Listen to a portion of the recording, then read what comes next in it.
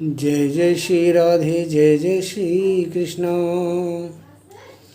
मित्रों, मैं महेश फाटक जय जय श्री कृष्ण। मित्रों, मैं महेश फाटक धाम वृंदावन से आपकी सेवा में आज आपको हम बताने वाले हैं कि मिथुन लग्न के अंदर कौन कौन सा ग्रह मारक प्रभाव देता है और कौन सा ग्रह इसमें प्रबल मारक होता है। ग्रह दो तरह के होते हैं मारक। एक तो वो जो आम भाषा में मारक बनता है, आम प्रकार से आम तरह से मारक बनता है, और एक होता है प्रबल मारक जो बहुत बड़ी मार मारता है, एक्सीडेंट भी करा सकता है, मौत भी दे सकता है और बहुत भारी नुकसान भी प्रबल मारक कर सकता है। पीछे हमने आपको कई वीडियो मारक प्रभाव पर बनाए हैं, इसमें मेष लगन है, वृष लगन है। आज जो हम बना रहे हैं आपके लिए, ये आज बताने वाले हैं आपको कि इस मिथुन लगन के अंदर कौन सा ग्रह मारक होता है और कौन सा प्रबल मारक होता है। आपके सामने मिथुन लगन है, ये इसमें कौन सा ग्रह मारक है और कौन सा प्रबल मारक है। हम देखते हैं कि मिथुन लगन में स्वामी इसके बुध बनते हैं। मिथुन लगन के ये बुध महाराज इसके स्वामी बनते हैं और ये दो भावों के मालिक बनते हैं। इसमें पहला भाव इनका लगन है, दूसरा इनका चतुर्थ भाव है। दो भावों के स्वामी बनते हैं इसमें ये। इनके जो मित्र हैं शुक्र हैं और शनि हैं, और बुध का मित्र सूर्य भी है। सूर्य, शुक्र और शनि बुध के मित्र हैं। चंद्र मंगल के साथ में मित्रता नहीं है और गुरु के साथ में इनका प्रभाव सम होता है। चंद्र में और बुध में आपस में दुश्मनी है, क्योंकि चंद्र के पुत्र हैं बुध, बाप से नफरत करते हैं।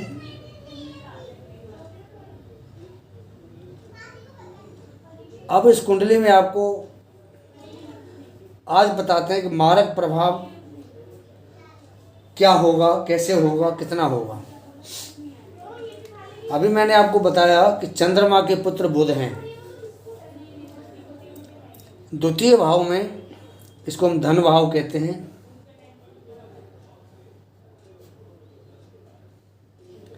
धन भाव स्वामी चंद्रमा हैं और मारक हैं।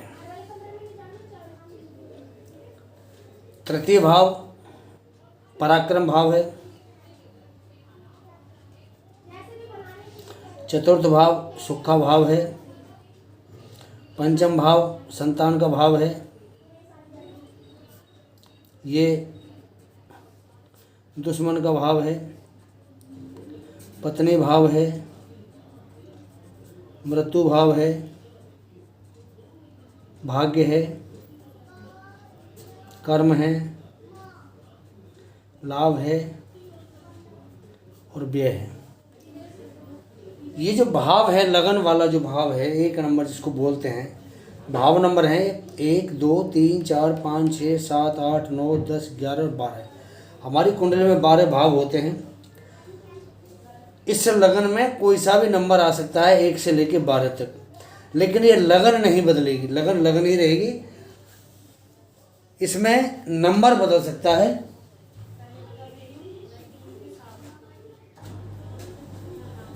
क्योंकि जो लगन और ये जो भाव हैं ये सब स्थिर रहते हैं। लगन स्थिर है, धन भाव स्थिर है, सब भाव स्थिर रहते हैं। ये भाव नहीं बदलते, इसमें नंबर बदल जाता है। और नंबर भी तब बदलता है कि जन्म जो समय होता है वो 24 घंटे के अंदर हमारी 12 लगन होती हैं। तो एक लगन करीब करीब 2 घंटे, करीब करीब बता रहा हूँ, अप्रोक्सीमेटली 2 आवर्स इसका टाइम होता है। पौने 2 घंटे भी हो सकती है और 2.25 घंटे भी हो सकती है। तो वो जो समय होता है कि क्षितिज पे चंद्रमा कहाँ बैठा है, सूर्य कहाँ बैठा है, तो ये सारी स्थिति इसके ऊपर डिपेंड करती है कि उस समय जिस समय जातक का जन्म होता है लगन कौन सी उदित है। तो जो लगन वहाँ उदित होती है हमारे आकाश मंडल में, वही लगन यहाँ पे हम लिख देते हैं, चाहे वो 1 नंबर हो, चाहे 2 हो, चाहे 3 नंबर हो, चाहे 12 नंबर के बीच में कोई सा भी नंबर यहाँ आ सकता है। इस जातक की जो लगन है ये मिथुन लगन है, इसमें 3 नंबर यहाँ आया हुआ है। अब हमने ये देखना है कि इस जातक के लिए मारक प्रभाव कौन कौन देने वाले हैं और क्या नुकसान करेंगे। पहला मार्केस बनता है चंद्रमा, ये पहला मार्केस है। चंद्रमा धन भाव में बैठा है, धन भाव का मालिक बनता है ये।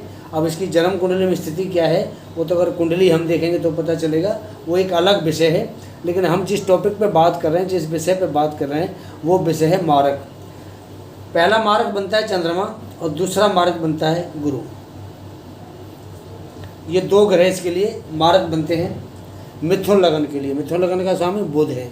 बुध के लिए इसमें चंद्रमा और गुरु 2 ग्रह ठीक नहीं है, इसको मारक प्रभाव देंगे।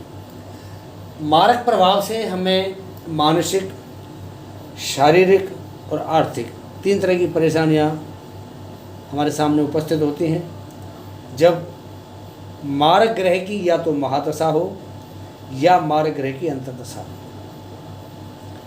महादशा में कोई भी ग्रह है जिसकी महादशा आती है वो अपनी दशा में स्वामी होता है उस समय का, जितने दिन के लिए आती है उतने दिन के लिए स्वामी होता है।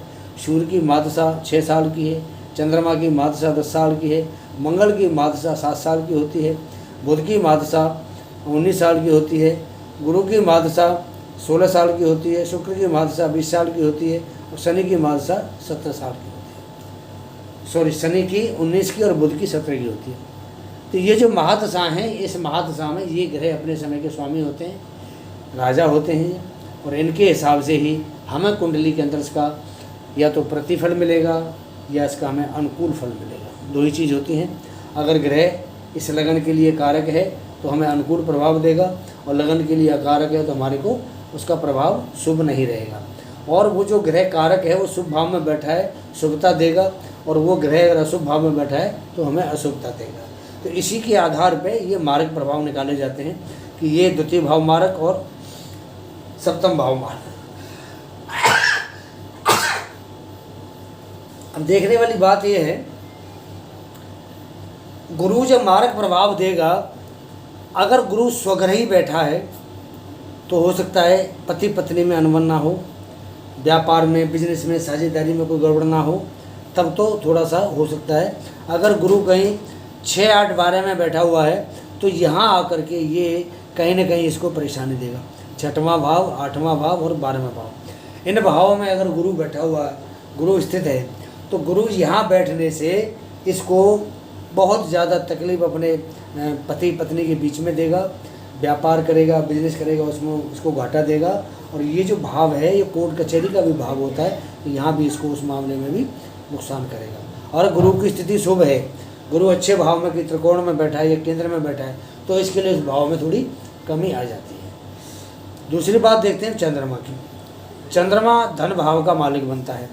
अब कुंडली में स्थिति उसकी क्या है ये तो हमें पता नहीं, हम तो आपको सिर्फ मारक प्रभाव बता रहे हैं। अगर चंद्रमा मारक बनता है और उसकी स्थिति बढ़िया नहीं है, अगर वो भी 6, 8, 12 में बैठता है जाके, तो ये भी इसके लिए धन का नुकसान करने वाला है। धन भाव का स्वामी है, धन भाव का स्वामी यहाँ बैठेगा, बीमारी पे, शत्रुओं पे, किसी कर्जे में धन का नाश कराएगा। यहाँ बैठेगा, रोग वो नाश कराएगा, कोई ऐसी बीमारी दे देगा तो उस जातक को नुकसान होगा, बीमारी में उसको इलाज में पैसा खर्च करना पड़ेगा। और अगर यहाँ बैठता है व्यय भाव में, तो यहाँ उसके हाथ में पैसा रुकेगा नहीं, क्योंकि यहाँ कमाएगा, यहाँ खर्च कर देगा, पैसा उसके हाथ में रुकेगा नहीं। तो इसलिए चंद्रमा भी इसके लिए मारक प्रभाव देगा, आर्थिक मारक प्रभाव देगा। ये इसको पारिवारिक मारक प्रभाव देगा। और चंद्रमा अगर मारक प्रभाव देता है तो वो मानसिक भी देता है, तो चंद्रमा हमारे मन का कारक है। चंद्रमा चतुर्थ भाव का कारक है, सुख में कमी करेगा। माता का प्रभाव भी यहीं से देखा जाता है, माता के प्रभाव में भी कमी करेगा। और सबसे बड़ी बात यह है कि जब चंद्रमा मारक बनता है तो माता के ऊपर भी कोई न कोई वो साइड इफेक्ट देता है, या कोई न कोई माता के ऊपर भी कहीं ना कहीं इसका जातक का खर्चा अवश्य होता है। अब बात करते हैं प्रबल मारक की।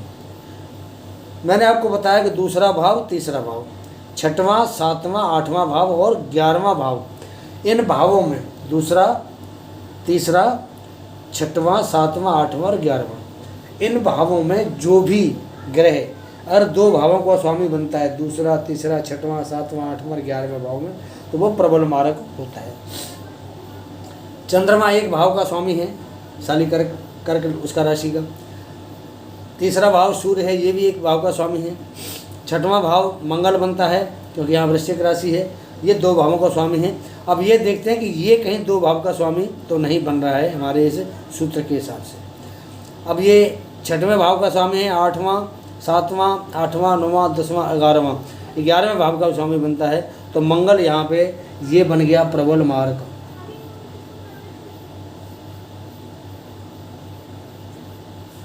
चंद्रमा बन गया इसके लिए मारक, और गुरु बन गया इसके लिए मारक। ये इसके मारक और प्रबल मारक बनते हैं। तो बृहस्पति 2 भावों का स्वामी नहीं बनता इसमें, शनि भी 2 भावों का स्वामी नहीं बनता है।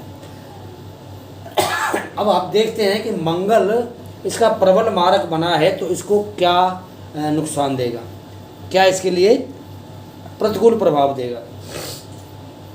पहला प्रतिकूल प्रभाव आएगा 6वें भाव से। देखते हैं कि मंगल 6वें भाव का स्वामी है तो इसकी किसी ऐसे आदमी से दुश्मनी करा देगा या ऐसे आदमी से इसको कर्जा दिला देगा कि वो इसको बहुत ज़्यादा परेशान करेगा।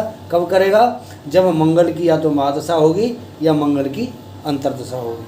अपनी महादशा और अंतर्दशा में मंगल इसको अच्छा प्रभाव नहीं देगा। बाकी गोचर में मंगल कहीं घूमता है तो उससे इसके ऊपर कोई प्रभाव नहीं पड़ता है। दूसरी बात, मंगल लाभ भाव का स्वामी बनता है तो लाभ भाव के अंदर अगर मंगल यहाँ का स्वामी बनता है 6वें भाव का और 11वें भाव का, तो जो लाभ इसको होना है, किससे लाभ होना है? लाभ होना है इसको काम से या नौकरी से या व्यापार से या इसका कोई सर्विस जॉब होगा उससे इसको लाभ होना है। तो जो लाभ होना है वो लाभ इसको कम होगा। अगर यहाँ मंगल बैठता है तो लाभ ठीक देगा, मंगल यहाँ नहीं बैठा लाभ कम देगा। मंगल यहाँ बैठेगा इसको इस भाव का नुकसान कम देगा और यहाँ नहीं बैठेगा तो ज़्यादा देगा। उसी प्रकार जब मंगल इसके गोचर में 6वें भाव में 11वें भाव में आएगा तो यहाँ इसको थोड़ा सा लाभ में या इन जो नुकसान होना है उसमें कुछ न कुछ कमी करेगा, क्योंकि ये उसके स्वग्रही हैं। 6ठे भाव का मंगल स्वग्रही बनता है, मंगल बली होता है, और यहाँ भी मंगल अगर गोचर में आता है तो यहाँ भी इसको लाभ देगा और यहाँ भी लाभ देगा। बाकी और किसी भाव में अगर मंगल गोचर करता है, यहाँ करेगा यहाँ नुकसान करेगा, यहाँ करेगा यहाँ नुकसान करेगा, लाभ में जाएगा भाग्य में जाएगा तो यहाँ नुकसान करेगा, कर्म क्षेत्र में जाएगा तो नुकसान करेगा। सिर्फ ये 2 भाव ऐसे हैं कि यहाँ अगर मंगल गोचर में आता है तो इस जातक को लाभ देगा। उसी प्रकार चंद्रमा है, चंद्रमा अगर धन भाव में गोचर करता है तो इसको लाभ देगा, और दूसरे भाव में कहीं चंद्रमा गोचर करता है तो इसको धन का नाश कराएगा। बात करते हैं अब उपाय की कि अगर मार्केश कौन बनता है तो उसका उपाय क्या है। पहला मार्केश इसका चंद्र बना है तो चंद्रमा का जो उपाय है, आप सफ़ेद चीज़ का दान करें।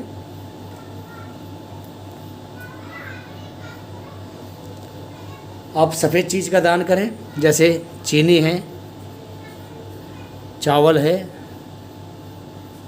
सफ़ेद वस्त्र है, इसका आप दान करें। आपको मार्ग का जो प्रभाव है थोड़ा कम रहेगा। दूसरा गुरु है मारक, इसके लिए पीली वस्तु का दान करें। पीली वस्तु में बहुत सारी वस्तु आती हैं, आपको पता है, चने की दाल आती है, पपीता आता है, केला आता है, पीला वस्त्र आता है, केसर आती है, हल्दी आती है, ये सब चीज़ें हैं पीली। तो पीली जो भी वस्तु हो वो आप गुरु के नाम से दान कर सकते हैं। अगर प्रबल मारक की महादशा अंतर्दशा चल रही है तो उसके अंदर आपको गुड़ या गेहूँ या लाल वस्त्र का या लाल चीज़ का आपको दान करना चाहिए। तो ये मैंने आपको प्रभाव बताए कि मार्केश क्या प्रभाव देगा और जो प्रबल मार्केश है वो आपको क्या प्रभाव देगा, और इसके हिसाब से मैंने आपको ये भी बताया कि जो मार्केश की अगर महादशा अंतर्दशा आती है तो उसमें हमें क्या उपाय करना चाहिए। मित्रों, ये वीडियो मैंने आपका मिथुन लगन का आपका मार्ग कौन है और उसका क्या उपाय आपको बताया। आप हमारे वीडियो देखते हैं, बहुत अच्छा लगता है। हमारा चैनल ज्योतिष सेवा वृंदावन आपके सामने है। हमारे चैनल को बड़ा आप लोगों का सहयोग मिल रहा है, हर तरीके से सब्सक्राइब बढ़ रहे हैं, व्यूज़ बढ़ रहे हैं, और आप सबसे बढ़िया बात यह है कि आप हमारे वीडियोज़ को लाइक करते हैं, उसको शेयर भी करते हैं। जो नए दर्शक हमसे जुड़ रहे हैं उनसे एक निवेदन भी है कि आप हमारे चैनल को पहले सब्सक्राइब करें, बेल पुश बटन को दबाएँ, ताकि हम जो भी वीडियो सबसे पहले अपलोड करेंगे वो सबसे पहले आपके पास उसका उसका नोटिफिकेशन पहुँचेगा। अगला वीडियो हम आपके लिए बनाने वाले हैं कर्क लगन के ऊपर। अभी मिथुन लगन का आपको वीडियो बनाया, इसके बाद जो वीडियो बनाए कर्क लगन के ऊपर बनाएंगे कि कर्क लगन में कौन कौन मारक प्रभाव देता है और कौन प्रबल मारक होता है और किसका हमें क्या उपाय करना चाहिए। तब तक के लिए आज्ञा दें। जय जय श्री राधे, जय जय श्री कृष्ण।